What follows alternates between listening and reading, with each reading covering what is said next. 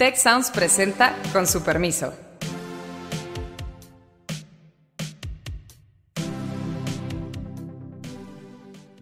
Con su permiso, finalizamos 2019 con la negociación del TEMEC nuevamente abierta. Si estás esperando un relanzamiento con la relación con China, creo que te vas a quedar esperando. Hay un grupo muy chillón que estaba haciendo negocios muy jugosos con el asunto. Hay que ver cómo quedan los reglamentos específicos. El proceso, se puede decir, ha perdido cierta transparencia. Nosotros aquí hemos hecho varias apuestas.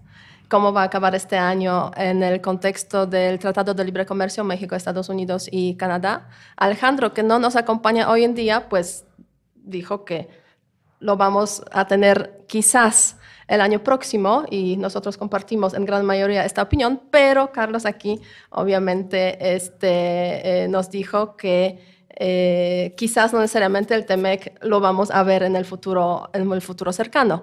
Héctor, tú estabas a favor de TEMEC aprobado este año.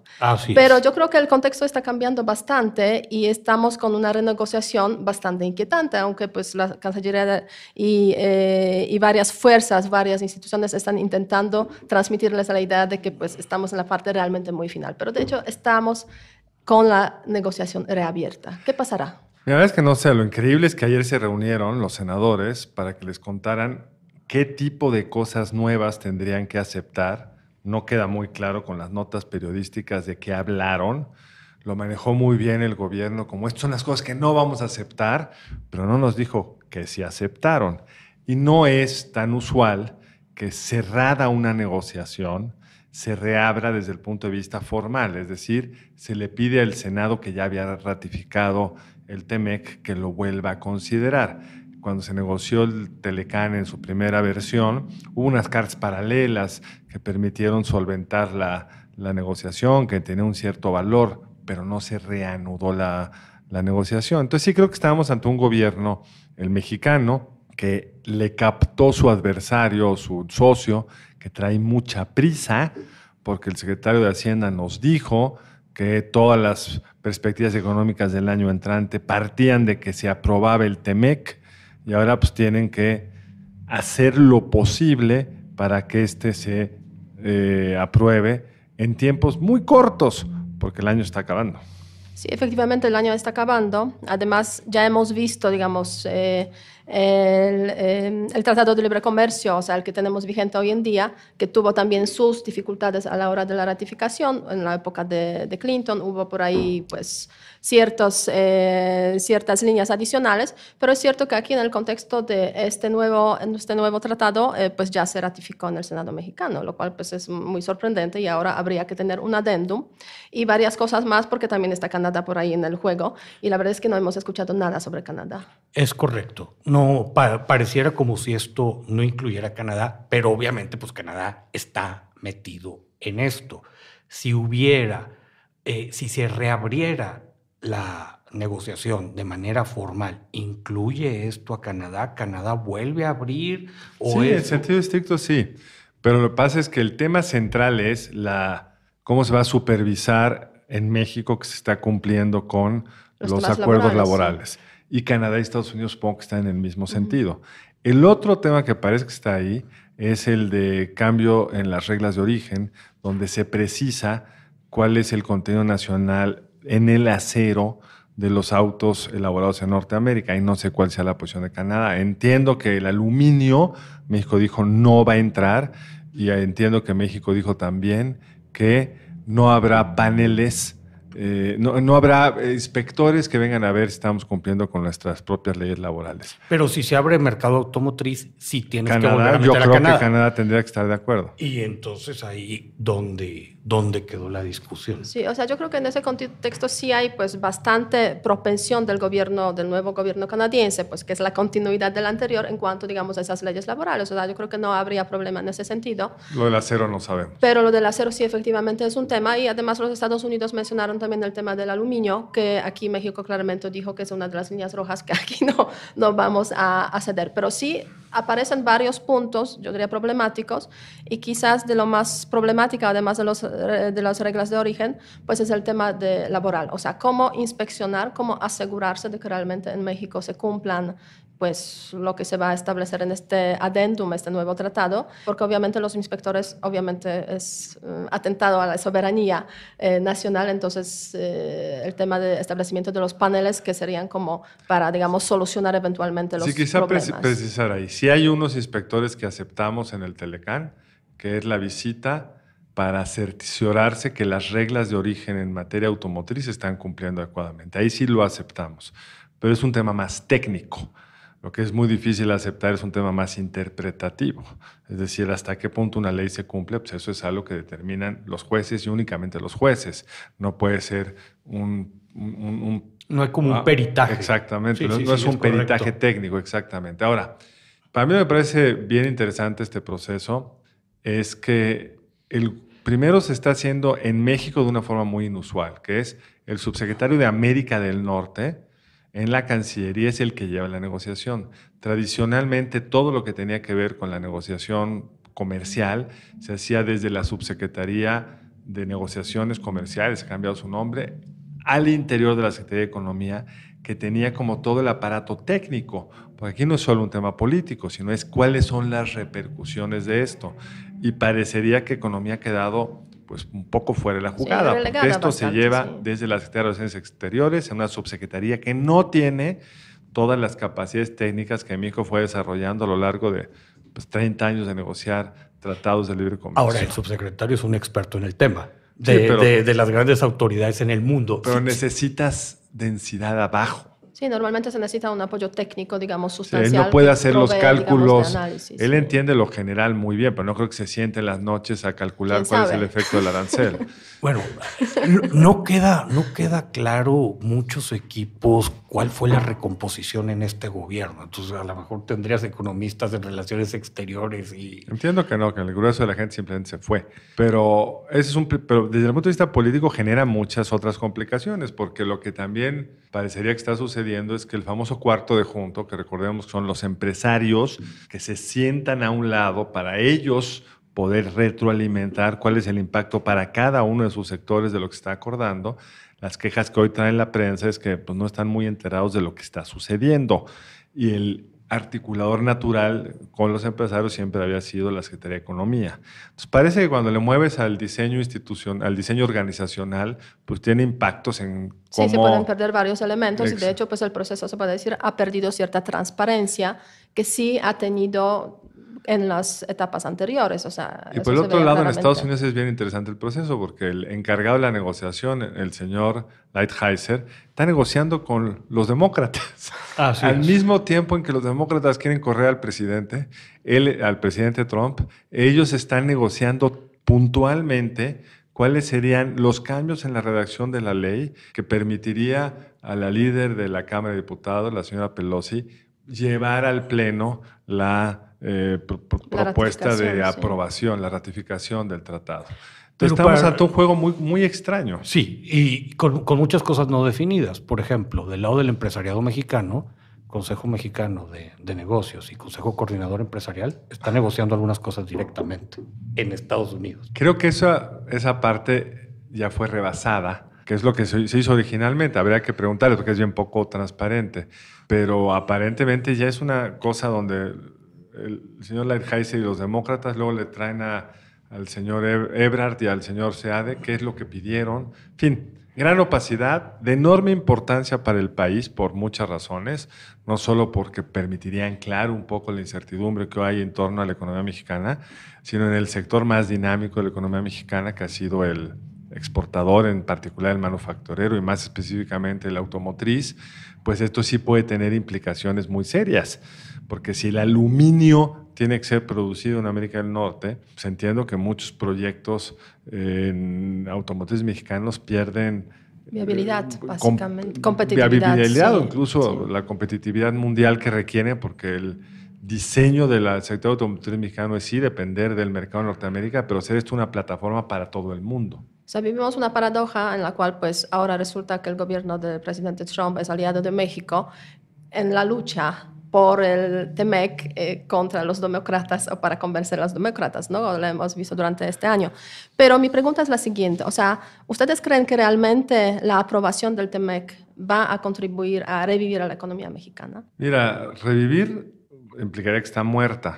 No sé si está Bueno, muerta, está con un es lo que quisiste decir. cero, básicamente. Yo creo que la economía mexicana no va a tener un cambio importante, aun si se firme el tratado, porque están pasando tres cosas al mismo tiempo que lo van a complicar. Uno es pues, que siga habiendo una enorme incertidumbre en México respecto a muchas de las variables centrales de la política económica. Hay un presidente que toma decisiones solo y que genera siempre pues, mucha incertidumbre de hasta dónde va a llegar. Por ejemplo, una reforma en materia de outsourcing, de subcontratación que quedó frenada en el Senado. Eso yo creo que le genera al empresariado mucha duda.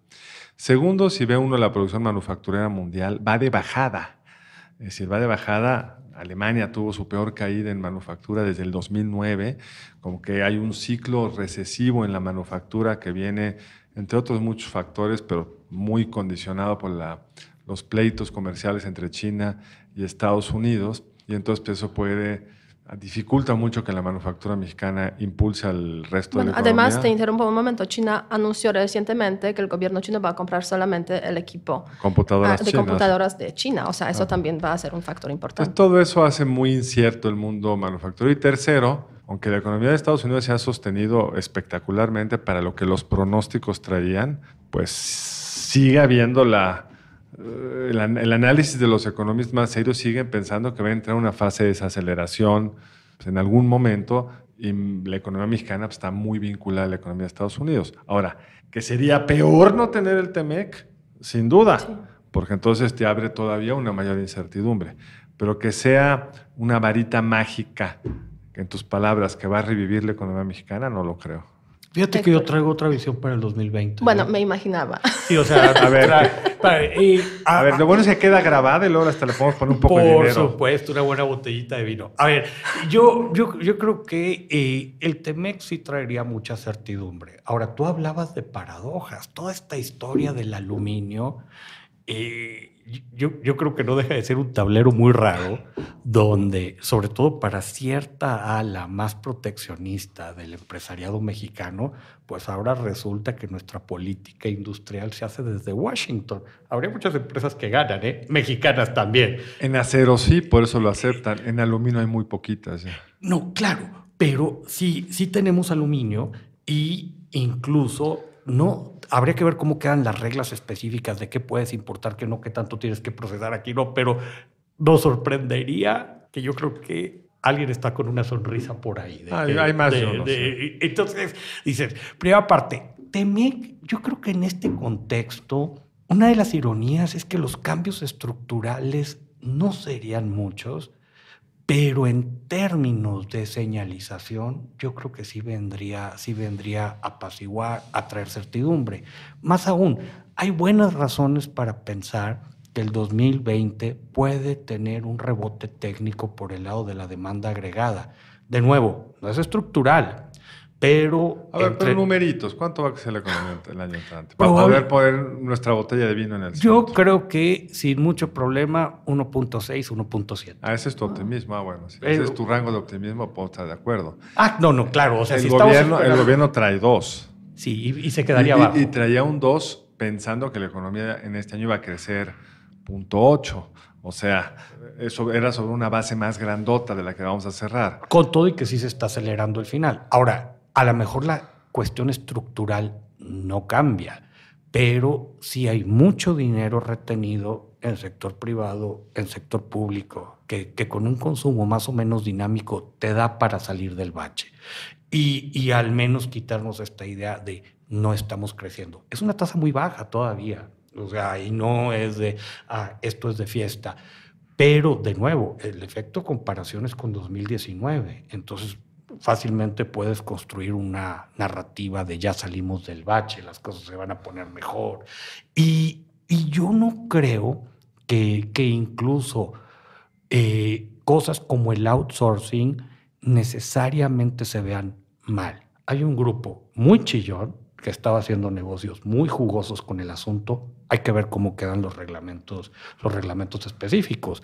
Pero, por Pero ejemplo, la ley que estaban discutiendo hacía retroactivo el tener que pagar si te habías portado mal en el pasado, que es un poco inusual, digamos. y muy difícil que opere. Bueno, pero de todos modos, como nunca sabes, pues genera un susto. Yo, por supuesto, estoy a favor de que se acaben todas esas simulaciones horrendas, pero si no lo haces bien, el costo acaba siendo mayor, la medicina acaba siendo mayor que la enfermedad. Bueno, y el proceso de reduelo. transición a un sistema diferente pues también va a ser bastante largo, se podría decir, aparte de doloroso y costoso, y puede igualmente frenar pues ciertos procesos, ¿no? Que, por cierto, esto del outsourcing, yo creo que también es un caramelito muy interesante para los demócratas.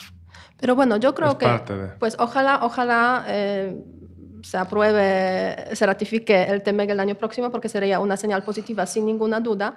Pero lo que a mí me Todavía preocupa... creen que lo pueden aprobar este año. Hay una, hay cierta, una retórica cierta ahí de... ventana de oportunidad, digamos, de pocos días antes de las Navidades, o quizás incluso vamos a tener en las Navidades una ratificación de esta parte. Quién sabe, lo veremos en breve.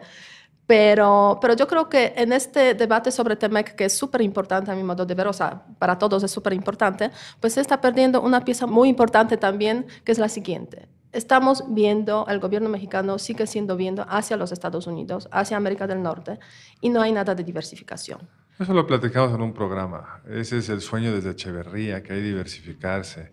Es bien bonito, es bien simpático y genera muy buenos titulares. Pero en la práctica, la atracción geográfica, el peso de Estados Unidos es tal que lo que puedas ganar en diversificación siempre es bueno, pero donde está tu verdadero Negocio núcleo y tú, sí. es en Estados Unidos. No cabe duda. Las exportaciones mexicanas andan en 80% de Estados Unidos. La canadiense es Estados Unidos 70 y tantos. Y si ves las exportaciones totales de Estados Unidos a esa economía tan grandota y tan diversificada, Canadá y México son 30 y tantos % de sus exportaciones. Geografía es destino. Sí, es destino, pero sí es posible un poco con cierto esfuerzo pues modificar un poco este destino o disminuir divertido. el peso del destino, ¿no?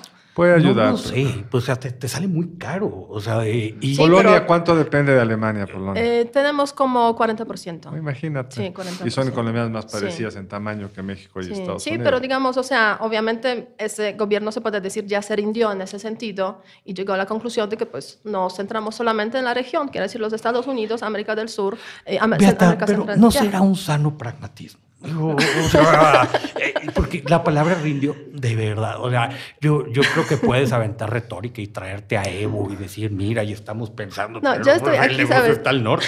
O sea, Intentando- Oye, y luego pedirle que se vaya, porque hubo otro acontecimiento en paralelo, que es la visita del procurador de los Estados Unidos Sí. a México. Sí, el tema de Es inseguridad, decir, ¿no? el otro gran tema que va a dominar y que el riesgo, el miedo del gobierno federal es que se vinculen, es que por fracaso hasta ahora, y me da tristeza porque quisiera que no fuera así, el fracaso de la estrategia de seguridad del presidente López Obrador, pues está poniendo en serios aprietos una parte de la relación de Estados Unidos que se manifestó con la matanza de la familia Levarón ya hace algunas semanas y que amenazó el presidente Trump con denominar a algunos cárteles mexicanos como terroristas.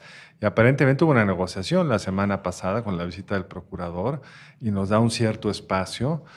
Hay quienes dicen, yo no tengo idea si es cierto, que parte de la negociación fue pedirle a Evo que se fuera a Cuba, no tengo idea, pero ciertamente va a haber una nueva estrategia de colaboración entre México y Estados Unidos, porque eso nos puede descarrilar todo lo ganado en el TEMEC. Sí, o Porque sea, lo que sí aprendimos con Trump es que el tratado es un referente, porque aquella amenaza que nos puso de subirnos los aranceles 5, 10, 15 progresivamente, era al margen del Telecán vigente. sí, por temas migratorios, básicamente. Sí, o sea, yo coincido totalmente que hay un tema de inseguridad que está marcando también muchísimo la agenda. Cuando hablo de diversificación, siempre estoy intentando promocionar aquí el tema de Europa y Unión Europea. Ojalá ya después de casi 2 años de finalizar supuestamente la negociación se empiece la ratificación y no pasa nada. ¿Qué lo ha atorado ahí? ¿Es en Europa o en México? México. Cuestiones México, técnicas. ¿qué tendría Es que hacer no México? envían negociadores para finalizar pues unas poquísimas cuestiones técnicas que quedan por finalizar. Pero eso es un gran reflejo de lo que este Sí. gobierno se ha convertido, porque eso no es un problema de prioridades. Los gobiernos anteriores podían procesar esas demandas técnicas. Sí, porque tenían Es un- capacidades técnicas Es un suficientes para reflejo hacerlo. de un gobierno que ya no tiene Sí. esas capacidades. y que probablemente digo, no sé si esto sea bueno o sea malo, a lo mejor Europa está como una tercera prioridad, porque yo creo que después de Estados Unidos y Canadá, quizá ahorita para el equipo en el gobierno sea más atractivo desarrollar esta ruta con Colombia, con Perú, prepararse para el Pacífico. Ahí sí hay una serie de proyectos de infraestructura, ver cómo se ganchan con Asia. Pues pueden ser sus prioridades políticas, creo que tienes razón, pero es una cuestión, nos dice Beata, técnica.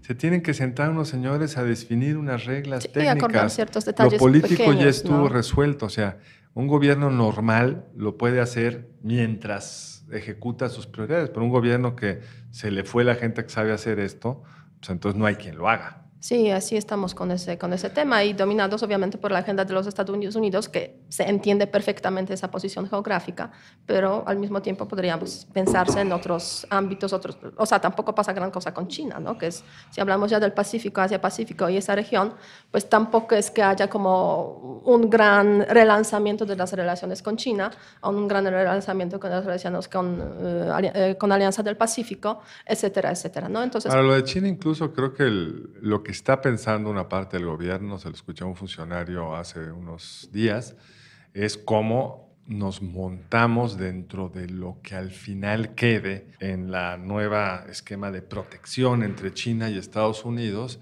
y cómo tener una política que sea más o menos simétrica con ella para que no nos genere tensión y poder construir, es el objetivo, capacidades en América del Norte que compensen, capacidades productivas que compensen la protección que se puso respecto a China.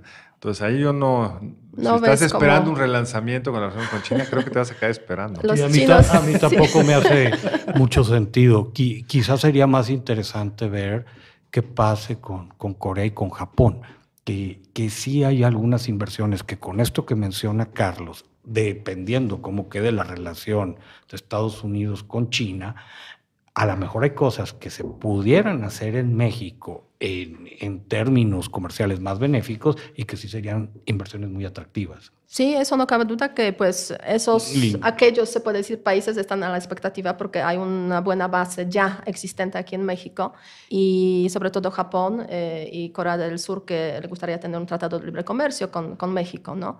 Pero está un poco como bloqueado por Japón, por los intereses japoneses. Pero bueno, en fin, en todo caso, pues son esas direcciones en las que podría venir cierta activación en caso de que obviamente se apruebe el TEMEC, porque eso es importante para ellos, no cabe ninguna duda. Es bien importante, sí, para ellos, aprobado el TEMEC, para ellos hay una certidumbre de estar en México que no tienen si están no solo en China, sino en el propio Corea y Japón, que aunque tienen tratados de libre comercio, pues Japón está por ratificarlo con Estados Unidos, pues digamos, no tienen la cercanía estratégica que tienen hoy México. De hecho, la certidumbre pues, es clave para esos países. La certidumbre es clave para esos países, esas empresas que vienen de esos países. Y a comienzos de este año tuve ocasión de conversar ahí con unos empresarios de Corea del Sur, precisamente, que decían, nosotros en 4 semanas podemos irnos de aquí si crece la incertidumbre. Afortunadamente, se puede decir 4 semanas. 4 semanas. Así de preciso. Es impresionante para mover a una fábrica grande de aquí de México a otro lugar del mundo. Es impresionante, pero bueno, les importa mucho. No una automotriz no la puedo No te voy a contar qué empresa porque sería fácilmente identificable y no lo puedo decir, pero 4 semanas pueden mover una empresa, una producción de aquí de México a otro país. Entonces, en ese sentido, no la han hecho porque tienen grandes intereses, obviamente, gran presencia, gran importancia de este mercado para digamos, su presencia global, pero la verdad es que sí, el tema de la certidumbre es la clave para esas empresas que ya están y eventualmente para las que puedan venir aquí a México. Así que veremos si este año ya o el año siguiente. Pero antes de finalizar, a mí me gustaría regresar a nuestro programa anterior. Y preguntas. Recuerden que pueden hacer preguntas aquí a nosotros, al podcast. Nos encantaría que lo hicieran con el hashtag con su permiso. Y hay una que apareció hace 2 semanas casi. ¿Está subiendo la recaudación o no? Hay informaciones contradictorias. ¿Qué respondemos a nuestras escuchas? La información es contradictoria porque ha subido una parte de la recaudación tributaria, ha subido de manera importante, que es básicamente lo de IEPS para combustibles. O sea, el impuesto a las gasolinas. El impuesto a las gasolinas, para decirlo como va. Que ha salvado en gran parte los ingresos del gobierno. La caída en todo lo que tiene que ver con petroleros ha sido enorme. Con no petroleros. Petroleros, no. Si tú quitas los impuestos a la gasolina, todos los ingresos de Pemex, toda la venta, todo, tiene una caída enorme con respecto a lo presupuestado hace un año. Entonces, eso ha metido en camisa de fuerza al gobierno. Sí. ¿Y los impuestos, otros ISR e IVA? Han subido en términos reales con respecto al año pasado, pero están por abajo de lo pronosticado para este año. Entonces, por eso todo el mundo dice, subió, bajó, ahora sí que terminó pasando y depende de tu referente.